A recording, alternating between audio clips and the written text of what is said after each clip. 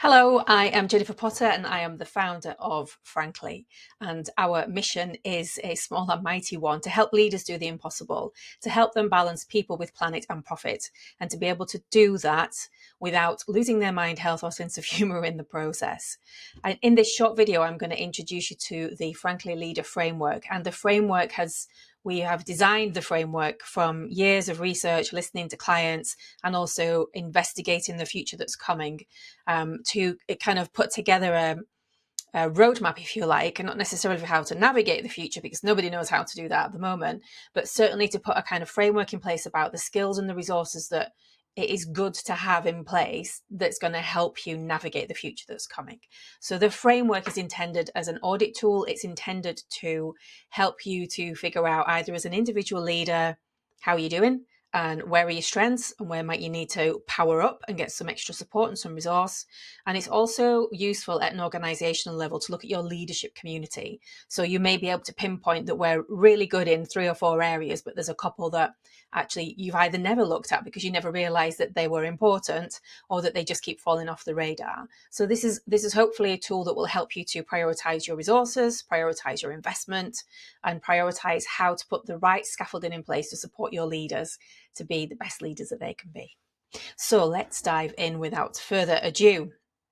So I'm not going to go through all these slides, but just some of them. And if you want a deep dive, just to say, I do a 1-hour webinar on this every other month. So do keep your eye on my LinkedIn profile to get details of that.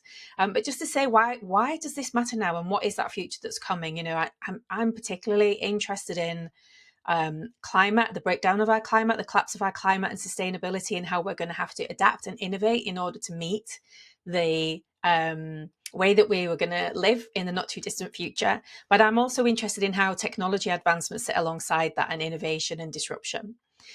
But what does that mean on a human level? So we're looking at this through the lens of leaders, and leaders are having to take their people on a journey with them through a very complex macro environment. So what's happening on a global scale.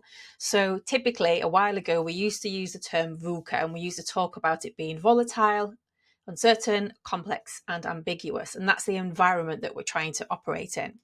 Now, the elements of VUCA are actually, there are things that you can put in place to help yourself navigate through there. And a futurologist has basically said, VUCA is done. You know, we're beyond the VUCA phase now. We're in what he's calling the Barney phase. And that is that it is brittle, it's anxiety inducing, it is non-linear. So A plus B doesn't always equal C. And it is largely incomprehensible for most of us to process in our brains. So that obviously creates a bit of a hot pot of an environment. And most work environments, even if you've got the calmest, most loveliest work environment, the individuals that work within your environment are experiencing this in terms of how they find themselves and how they locate themselves in the bigger world. So that's just a bit of context to kind of put some extra flesh to, you know, why is it important that we start to look at the way that we're leading, and whether the way that we've always led is the way that we need to lead moving forward. So Cassio is the chap that came up with the Barney. So the framework is designed for organizations that want to thrive. So if you are an organization that doesn't want to thrive, you might want to hit the pause button or the stop button right now, but I can't imagine any organizations out there that would. And essentially for me, I think an organization that wants to thrive needs to be thinking about 3 things: attracting and retaining really good talent. And retaining is the key word here. I think we have been focusing too much on attracting and not enough on retaining for years. And I think now we're paying the price of that, particularly in the UK. The second is knowing what ingredients and what levers in your organization and your industry create a healthy profit through healthy performance. So how do you mobilize performance in order to produce profit? A healthy business does need profit. The key word here is healthy. Profit and performance are almost assumed, but there's a way of achieving profit and performance. And we're really keen that organizations start thinking, what's a healthy way of doing that? And then the third and final one that we think you need to have in place in order to create an organization that thrives is legacy beyond profit. Now, what we're starting to see at the moment, particularly as we move into the future where sustainability and climate change is becoming a much bigger topic. I mean, it's almost starting to become entrenched in our everyday life. What we're starting to see is that organizations that are really thriving are those organizations that are thinking beyond profit. So sure, they're profitable, but they're also thinking, actually, how can we have a positive impact? And certainly when you marry that to the first objective here about attracting and retaining talent, the younger talent in particular want to work somewhere in an organization that are looking to do positive and to do good in the world as well. So that legacy beyond profit becomes even more important. So you might say, well, if they're the three things I need to have my eye on at a company level, how does that translate into a framework? So here's the leader framework, and we like to keep things simple. So there are 3 pillars and 9 priorities. So the 3 pillars, and again, this is specifically looking at what the leaders need. So that could be anyone from the CEO, the business owner, the founder, right through to first-time line manager. So we like to look at this through 3 pillars, and the pillars are me, so authentic leader, we, empowered teams, and all of us, a purposeful organization. And there are 3 priorities for each of these. So 3 things that you kind of like skills you need to have in your toolkit, in your rucksack, that will enable you to be able to go, yeah, I've got that one nailed. I know how, when I'm thinking about me as a leader, being an authentic and effective leader, I know what I need to be thinking about in order to really fully embody that. So let's dive in a little bit further. So I'm going to skip that. So here we go. So when it comes to you as a leader, the 3 priorities are self-awareness, courage, and relationship skills. So let me just break that down a little bit more for you. So self-awareness, if I want to become a really authentic and effective leader, taking responsibility for myself is where I start. And in order to be able to do that, I've got to be willing to look at myself in the mirror. And I mean like really honestly and truthfully look at myself in the mirror. So self-awareness, that also includes being open to receiving feedback from other people. In fact, encouraging you to go and get that feedback from the people that you work with, the people that you work alongside, clients. You really want to know what impact are you having, because sometimes, quite often, there's a disparity between how we think we're coming across and how we're actually being received. And what we want to know is that we're coming across in a way that we want to come across and that our intentions are clear. So self-awareness is key. Now, in order to do really good, deep and meaningful self-awareness, we have to have courage. We've got to be brave. We've got to be willing to sit with our vulnerability. There's loads of stuff to talk about in this topic, and I'm not going to deep dive because I just want to introduce you to the framework at this stage. And then the final one is relationships. So I've got enough awareness of myself, and I'm working on what's great about me and where do I get triggered and pulled or caught up sometimes. I'm working on those things. I've got the courage. I'm cultivating confidence, courage, self-esteem from a really good and healthy place. I'm willing to be vulnerable. And now I'm thinking about my one-to-one relationship. So who do I become when I'm then in a relationship with someone? What happens if I'm in a relationship with someone and they remind me of someone elsewhere in my life I have a tricky relationship with? Because those things do happen in the workplace. So what are the skills that I need in order to have really healthy, adult and responsible relationships on a one-to-one basis, either in my team, with my peers, maybe even my line manager if I'm not the CEO or the founder, possibly even clients. So this is very much, how do I take responsibility for me? So then we move around and we start to think about teams. We're like, okay, I've resourced myself well. Now, how does that translate when I'm thinking about groups? And I love groups. So there's so much juicy stuff in group psychology. It's really interesting. So the 3 priorities when it comes to me in teams are belonging, which I'll say more about in a moment, performance, and collaboration. So let's start with performance. So if I am in charge of a team, or if I am the person that's here most responsibly to lead this team and to support this team to be at its best, I need to understand how to audit the team that I have and figure out if I've got the right ingredients in the recipe and if the conditions are right for baking this cake well. Let's assume it's a cake.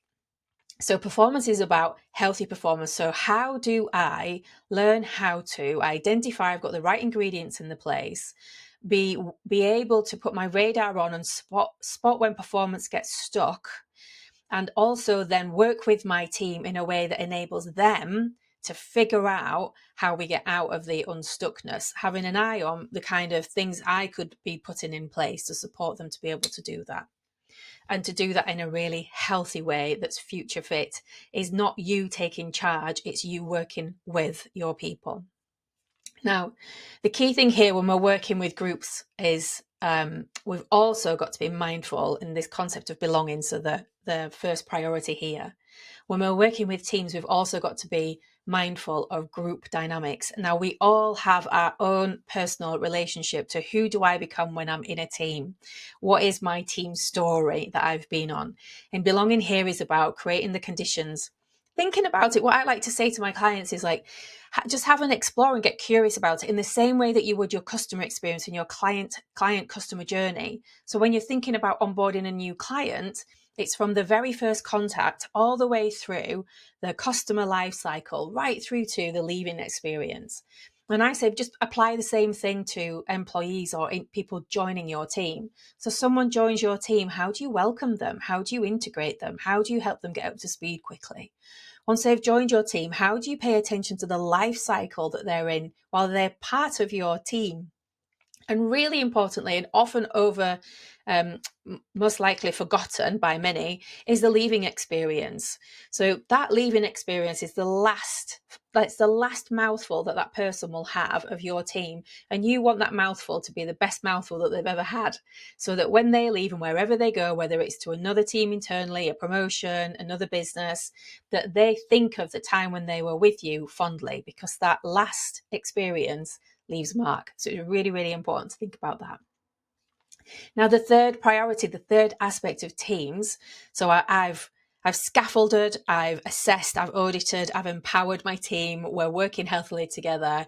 I've really paid attention to the group dynamics and the group psychology that sits within and underneath my team. And this third point is, how do I then support my team to play well with other teams? How do I get my squad and another squad collaborating really well together? One of the things that I see quite a lot with clients when they come to me is that they've identified already that there is silo working, which is very, very common. So usually there's a strong board team, there's a strong management team. All the decisions kind of go up from the individual teams. They get discussed at a board level, and then down pops the bingo ball somewhere else. So one team might have raised a challenge, the board might have worked on it, and then it pops down in another team, and that team's going, oh, where did this ball come from? And the original team are going, where did the ball go? So really thinking about inter-team collaboration and how do you break down those silos, empower more decisions to happen below the board. That also frees up the board to be doing the job that they should be doing, which is thinking about the future that's coming and preparing the business for that.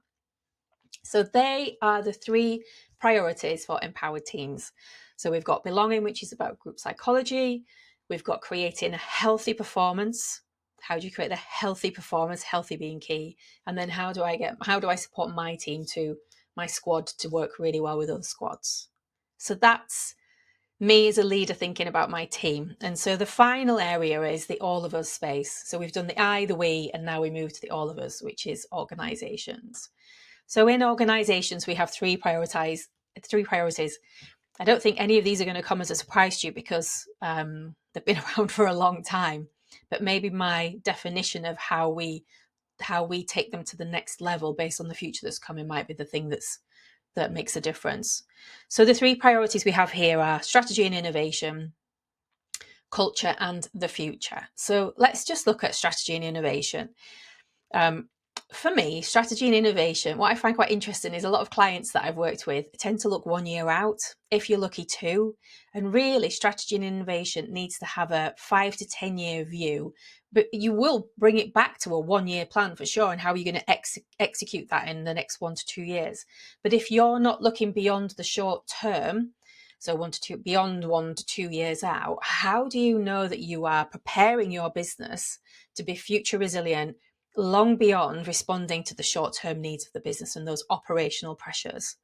You want to be thinking about what's the future that's coming that's going to affect our sector, our industry, our people, the resources that we have available to us, how we work within our sector in terms of collaboration potentially, or creating a bigger movement. Those bigger questions, 5 years, 10 years out, are we currently organising ourselves in a way that will help us take steps to prepare the business and the people within it to be ready for those things as and when they come, or goals, ambitions and dreams that the business has that it wants to achieve? So innovation is a key thing here as well. I think that there's often kind of two ways of this. I tend to come across the kind of organization that is very responsive, operational in the moment. It's identified what a good year looks like, and it's just responding and adapting to that. So there's quite a lot of pivot and adapting going on, but the lens is kind of in a short-term, smaller world focus. You then have, on the flip side, an organization that has done a bit of future thinking, maybe beyond a couple of years, put a plan in place, and then is adamantly following that plan without any kind of like pivot, wiggle, or adaptation. And obviously we want to have the best of both worlds. So really thinking about your company's theory of change. If you haven't got one, I would highly recommend that you have a think about that.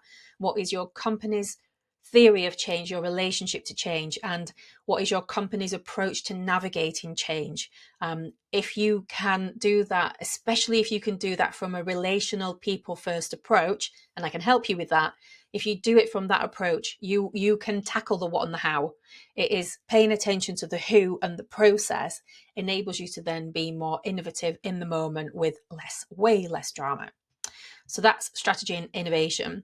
Culture is a hot topic and is not going anywhere, and will continue to be a hot topic, not least because the younger generations coming into our workforces are demanding something different. And we're also in an evolved state of play in terms of what we know we need, psychologically, mentally, emotionally, from workplaces in order for us to do our best work. And we're starting to see more and more diversity within this topic, this area. And so how do I, as a leader, what's my contribution towards supporting that?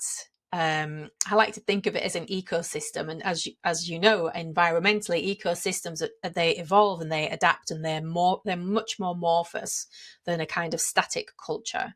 So yes, vision and values, they matter, but actually what matters more is the aliveness of your ecosystem and how you pay attention to that so that it works for all people.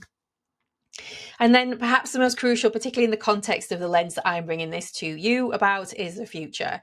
So if you are not thinking about the future, and I've already said this, if you're not thinking about the future, how on earth can you prepare your organization to put the right scaffolding around it, to put the right kind of weatherproofing around it, to put the right cooling conditions inside it? Like how do you even know what your business is going to need, and how you might need to reorganize yourself in order to keep going into the future that's coming? So that future picture thinking, that future vision thinking. And what I advocate for is that you get everybody in your organization involved in that storytelling process, that you start to pull together some futurologists, some information, some data. You start looking out, you put a bit of dreaming and visioning in there, but you get everybody involved.